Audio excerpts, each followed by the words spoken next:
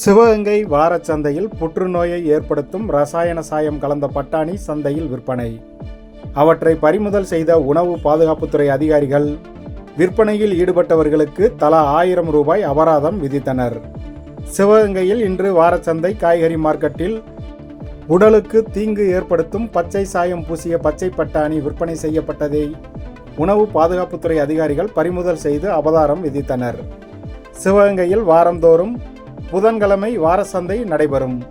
இன்றைய சந்தையில் பட்டாணியில் பச்சை சாயம் பூசி விற்பனை செய்யப்படுவதாக உணவு பாதுகாப்புத்துறை அதிகாரிகளுக்கு வந்த புகார்களின் அடிப்படையில் சிவகங்கை உணவு பாதுகாப்பு அதிகாரி சரவணகுமார் தலைமையில் நகராட்சி பணியாளர்கள் சேர்ந்து வாரச்சந்தை காய்கறி மார்க்கெட்டில் திடீர் ஆய்வு செய்தனர். அப்போது விற்பனைக்கு வைக்கப்பட்டிருந்த பச்சை பட்டாணியை தண்ணீரில் போட்டு சோதித்ததில் பச்சை சாயம் வெளிப்பட்டது. இதையடுத்து அவற்றை பறிமுதல் செய்து பிரேமலதா, அழகுலட்சுமி, மணிகண்டன் உள்ளிட்ட 3 பேருக்கு தலா 1000 ரூபாய் அபராதம் விதித்து அவர்களிடம் இருந்து சுமார் 40 கிலோ பட்டாணியை பறிமுதல் செய்தனர். மேலும் இவற்றை விற்பனை செய்த வியாபாரிகளுக்கு எச்சரிக்கையும் விடுக்கப்பட்டது. மீண்டும் இதுபோன்ற குற்றம் கண்டறியப்பட்டால் சட்ட ரீதியான நடவடிக்கை எடுக்கப்படும் என அலுவலர்கள் எச்சரிக்கை விடுத்தனர். பச்சை பட்டாணி சீரண சக்திக்கு உதவுகிறது.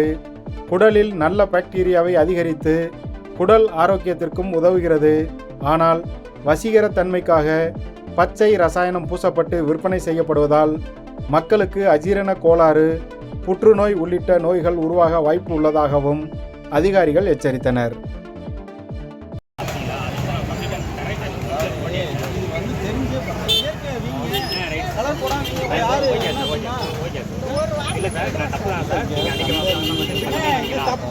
சொல்ல முடியாது. மனுஷன் சாப்பிடுறது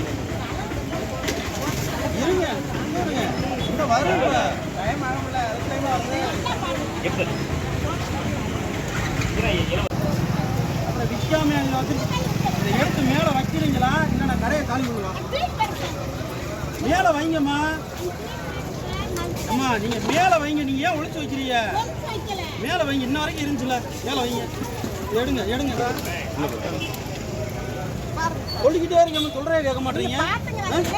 வைங்க. அப்புறம் ஒளிச்சு எதுக்கு வைக்கிறீங்க? சரி சரி விடு விடு. உங்க கடையை மட்டுமா பாக்குறேன். யார் யார் விற்கிறாங்களோ அதெல்லாம் பார்த்துட்டே வரேன். நீ இந்த அங்க இருக்கிறது தானே?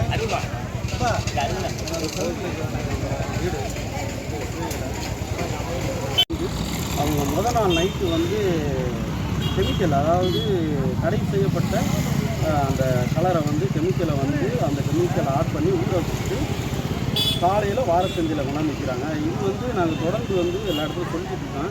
அவங்க தெரியாமல் கொண்டாந்து விற்றுக்கிட்டு இருக்காங்க. அதனால் இன்றைக்கி வந்து அதனுடைய இதை தொடர்ந்து நம்ம சாப்பிட்டுக்கிட்டே வந்தோம்னா கேன்சர் வந்து போன்ற வியாதிகள் வந்து விரைவில் வந்துடும். அது மாதிரி கண் பார்வை இழப்புலாம் வந்து விரைவில் வந்துடும். அதனால் வந்து இந்த மாதிரி பொருட்கள்லாம் விற்க வேணாம்னு சொல்லிட்டு பொதுமக்களுக்கு அறிவிச்சிருக்கோம், கடைக்காரர்களுக்கு அறிவிச்சிருக்கோம். இது போன்ற மறுபடியும் அவங்க விற்றாங்கன்னா சட்டப்படி வந்து வழக்கு பதிவு செய்யணும். என்ன ஆக்ஷன் இப்போ வந்து அவங்களுக்கு முறைப்படி வந்து உணவு பாதுகாப்புத்துறை சார்பாக நோட்டீஸ் வழங்குகிறோம். நோட்டீஸ் வழங்கிட்டு அவங்களுக்கு இனிஷியலாக வந்து 1000 ரூபா வந்து ஃபைன் பண்ணிவிட்டு அனைத்து பொருளையும் சீஸ் பண்ணிவிட்டு குப்பையில் வந்து கொட்டிட்டு புதைச்சிடும். பொதுமக்கள் வித்தியாசத்தை எப்படி கண்டு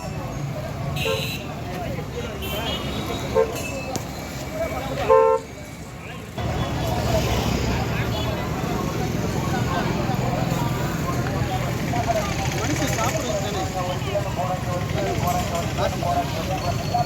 பாருங்க என்ன இப்படி சேர்க்குறீங்க. சாப்பிட்டா கேன்சர் கண்டிப்பாக வரும். இவ்வளோ நீங்கள் இயற்கையாக கொண்டாந்து வீங்கம்மா. அவங்களை யாரும் விற்க வேணாம் சொன்னா யார் வாங்க? பொதுமக்கள் வாங்க மாட்டேங்கிறாங்க. சாப்பிட்டா கெடுக்குன்னு சொல்லுங்க. பொதுமக்கள் எப்படி வாங்க மாட்டேங்கிறாங்க? நீங்கள் அடிப்படை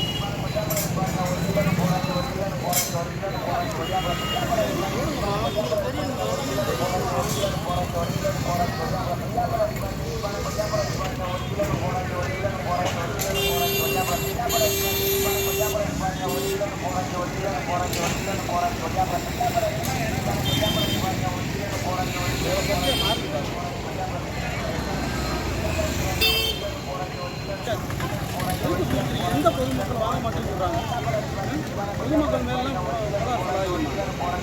தப்பான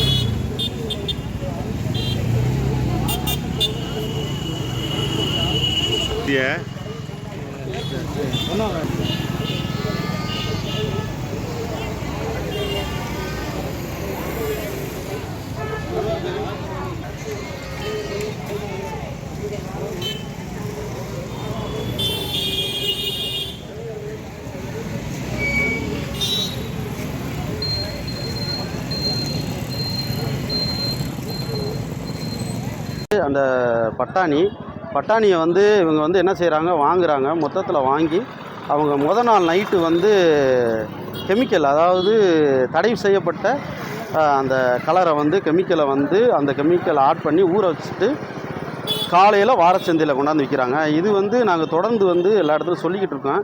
அவங்க தெரியாமல் கொண்டாந்து விற்றுக்கிட்டு இருக்காங்க. அதனால் இன்றைக்கி வந்து அதனுடைய இதை தொடர்ந்து நம்ம சாப்பிட்டுக்கிட்டே வந்தோம்னா கேன்சர் வந்து போன்ற வியாதிகள் வந்து விரைவில் வந்துடும். அது மாதிரி கண் பார்வை இழப்புலாம் வந்து விரைவில் வந்துடும்.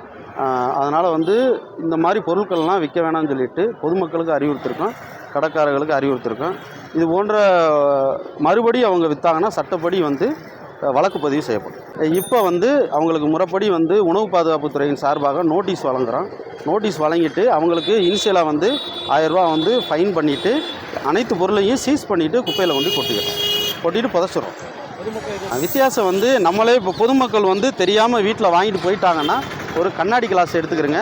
அதில் வந்து வெறும் பச்சை தண்ணி, சுடு தண்ணி பண்ண வேணால் பச்சை தண்ணி எடுத்து இந்த பட்டாணியை போட்டோன்னா ஒரு 2 நிமிஷத்தில் பார்த்தீங்கன்னா கலர் வந்து பச்சையாக மாறிடும்.